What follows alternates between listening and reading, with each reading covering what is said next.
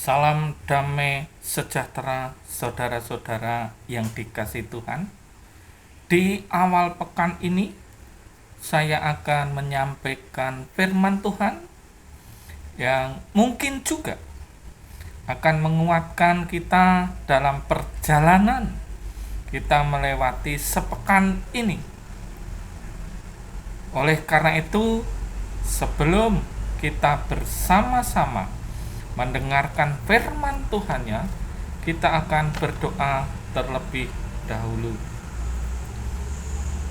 Kami berterima kasih dan bersyukur Tuhan. Di awal pekan ini kami datang kepadamu.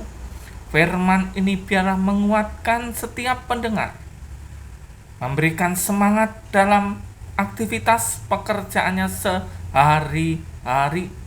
Kami berdoa juga untuk semuanya. Yang sakit Tuhan jamah, Tuhan sembuhkan. Yang sedih Tuhan hibur. Yang kekurangan Tuhan cukupkan. Terima kasih atas semua Tuhan yang Engkau berikan kepada kami. Kami akan mendengarkan firman Tuhan. Dalam nama-Mu saja yang kudus, kami berdoa, Tuhan Yesus Kristus. Amin. Firman awal pekan ini saya ambilkan dari 1 Tesalonika ayat 1 Tesalonika 5 ayat 17 dan 18. Tetaplah berdoa, mengucap syukurlah dalam segala hal, sebab itulah yang dikehendaki Allah di dalam Kristus Yesus bagi kamu.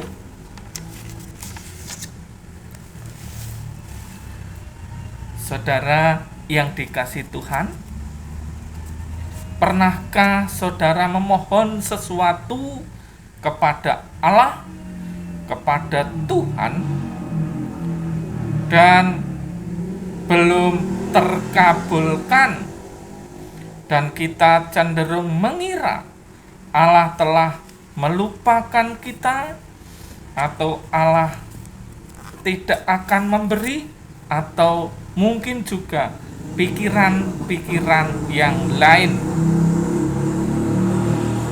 Tidakkah janggal bahwa pada umumnya kita mengharapkan Allah mau selalu menjawab doa kita dengan ya dan cepat?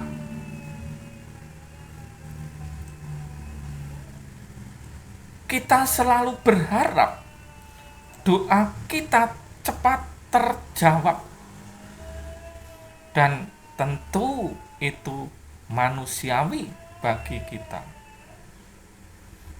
Kadang-kadang memang kita sudah setahun, 2 tahun, 3 tahun, 4 tahun, 5 tahun menunggu jawaban sebuah doa belum terjawab. Mungkin juga lebih dari 10 tahun doa yang kita panjatkan juga belum terjawab. Saudara-saudara yang dikasihi Tuhan, menurut Larry Burkett, ada beberapa hal Allah belum menjawab doa-doa kita. Mari kita lihat yang pertama. Yang pertama yaitu nomor 1, mengapa Allah belum menjawab doa kita seperti yang kita harapkan dan kita inginkan? Yang pertama, kita meminta dengan motivasi atau niat hati yang salah. Dasar firman Tuhannya Yakobus pasal 4 ayat 3 akan saya baca. Atau kamu berdoa juga, tetapi kamu tidak menerima apa-apa karena kamu salah berdoa, sebab yang kamu minta itu hendak kamu habiskan untuk memuaskan hawa nafsumu. Yang pertama, kita salah dalam berdoa.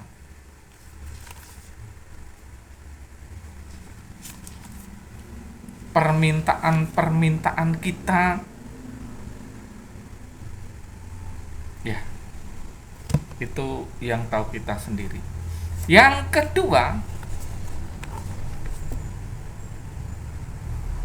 permintaan kita tidak sesuai waktunya dengan rencana Allah. Mungkin ini yang ada kaitannya nomor 1. Permintaan kita tidak sesuai dengan waktunya dengan rencana Allah. Dasar Alkitab Injil Lukas pasal 11 ayat 3 sampai 10 tentang hal berdoa. Nanti cek saudara sendiri. Biar saudara juga terlibat dalam hal ini, cek sendiri. Lukas pasal 11 ayat 3 sampai 10 itu tentang hal berdoa. Nah, yang pertama, kedua sudah. Saudara-saudara yang dikasih Tuhan. Sekarang masuk yang ketiga.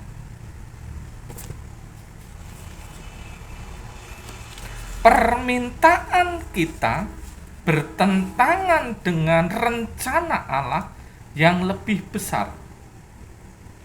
Permintaan kita bertentangan dengan rencana Allah yang lebih besar. Dasar kitab Alkitabnya Kisah Para Rasul 21 ayat 13 sampai 14 saya baca. Tetapi Paulus menjawab, "Mengapa kamu menangis dan dengan jalan demikian mau menghancurkan hatiku? Sebab aku ini rela bukan saja untuk diikat, tetapi juga untuk mati di Yerusalem oleh karena nama Tuhan Yesus." 14. Karena itu ia tidak mau menerima nasihat kami menyerah dan berkata, "Jadilah kehendak Tuhan." Jadi, yang pertama kita salah dalam motivasi berdoa. Yang kedua, permintaan kita tidak sesuai dengan rencana Allah. Yang ketiga baru saja yang saya baca. Yang keempat, kita hidup untuk melayani Allah, bukan supaya Allah melayani kita. Kita akan lihat dan cek ayat kitab sucinya, dasarnya. Efesus pasal 6 ayat 7. Dan yang dengan rela menjalankan pelayanannya seperti orang-orang yang melayani Tuhan, bukan manusia. Nah, saudara-saudara yang dikasih Tuhan, ketika saudara mendengar firman ini, mungkin tidak banyak pertanyaan yang dapat dilakukan. Cukup saudara introspeksi. Cukup saudara introspeksi diri dalam berdoa.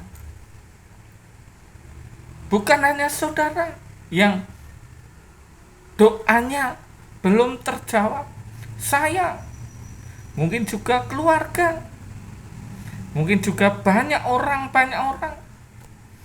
yang juga doa-doa dan permohonan-permohonannya belum terjawab.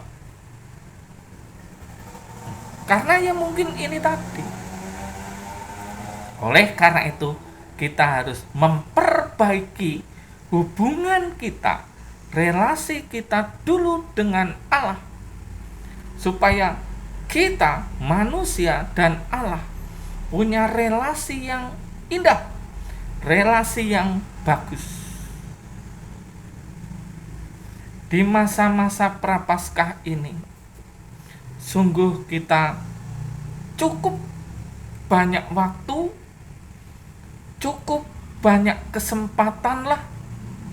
Pergunakanlah itu semua untuk introspeksi diri, pertobatan pribadi, sehingga kita mempunyai relasi yang indah kembali, relasi yang sinkron kembali dengan Allah yang kita sembah, Allah yang kita tinggikan.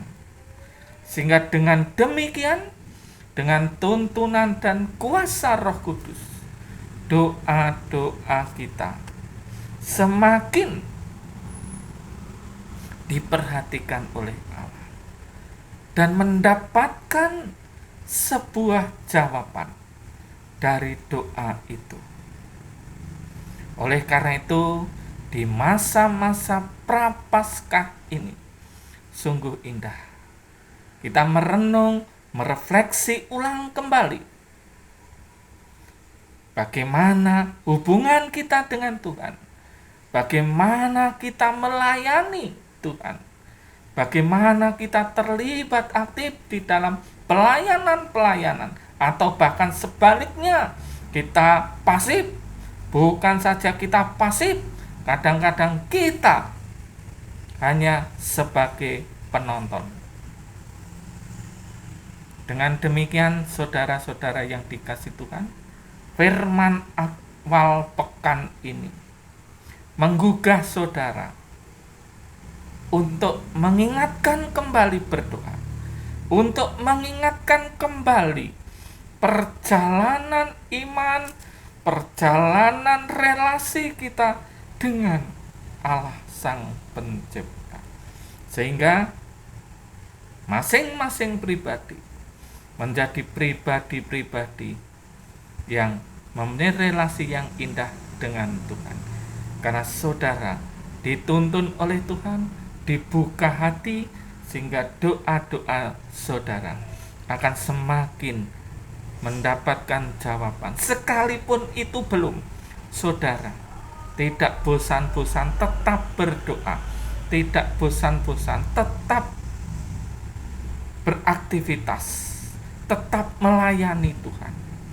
Oleh karena itu, di awal pekan yang indah ini, semangat saudara dalam bekerja, dimanapun saudara bekerja, pekerjaan apapun yang saudara tekuni, lakukanlah dengan itu sebagai doa dan persembahan saudara kepada Tuhan, sehingga setiap pekerjaan yang saudara tekuni dan saudara lalui menjadi berkat banyak orang, dan saudara sungguh menjadi orang-orang yang luar biasa.